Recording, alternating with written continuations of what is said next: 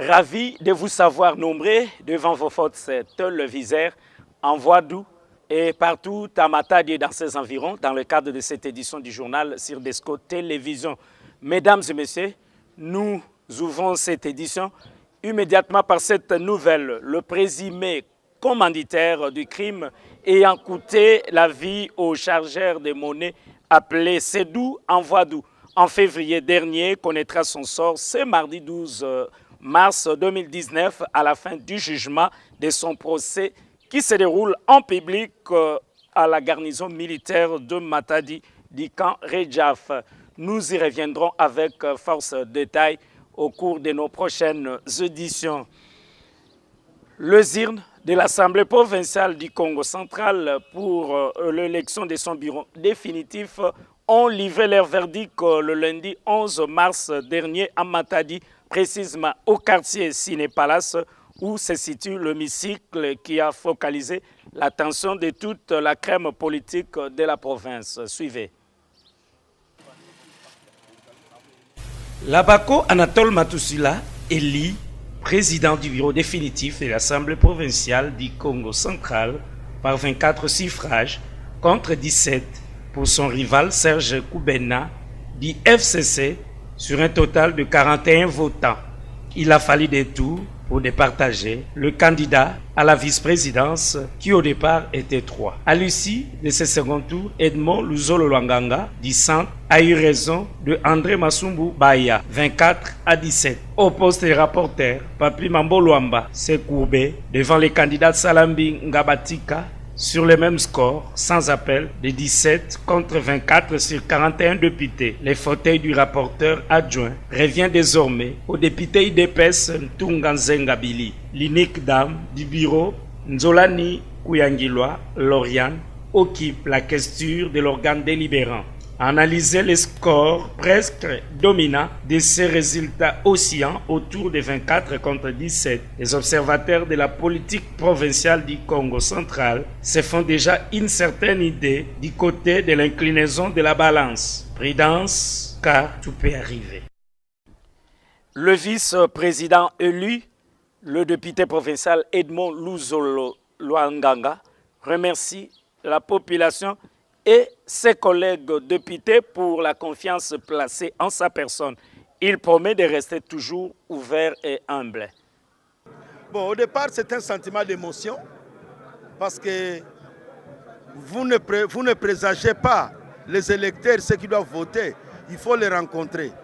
Mais moi, je rends grâce à Dieu de tout ce qu'il vient de faire. Ça, c'est un des deux. Je remercie tous les honorables députés. Parce que si je deviens vice-président, c'est eux. Et tous les députés m'ont poussé d'aller comme vice-président de l'Assemblée. J'oublierai ça difficilement. Les députés, tant de cataractes de la Luka, tout le monde dans cette confusion, ils m'ont dit vous devrez être le vice-président. Je dois leur dire merci. Ça, c'est un. Le travail qu'on aura ici, nous devrons relever des défis de la province. C'est la première institution. Nous devrons chercher à travailler avec la paix et avec tout le monde. Parce que si nous travaillons avec la paix, il y a moyen de faire développer la province. La province a beaucoup de moyens, mais nous ne nous entendons pas. Les Bas-Congo, on est hypocrite, je l'ai dit. On est hypocrite. On dit une chose et on fait une autre. Si nous allons continuer comme ça, notre province n'avancera plus jamais. Nous devrons être sincères entre nous-mêmes, sincères entre nos bamboutas, sincères entre nos partis politiques. Tout ce qui vient de se passer ici, je le disais à mes supérieurs, je suis en train de voir que non, il y a de l'incrédulité dans ce que nous faisons. Mais gloire à Dieu, comme il est le maître des circonstances et des temps, il vient de faire ce qu'il pouvait faire, nous voici. Je ne m'enorgueillirai jamais, ceux qui me connaissent, ils savent. Moi, je suis un véritable Cheikh de Lari. Donc je ne serai jamais, les jours que vous me verrez, même dans mon véhicule, très orgueilleux, dites-vous que Dieu est déjà, Jésus est déjà en train de nous prendre.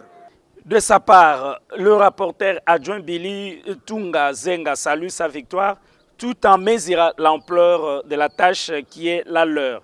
Suivez ses propos. Je viens d'être élu rapporteur adjoint une fois de plus et de plus belle manière.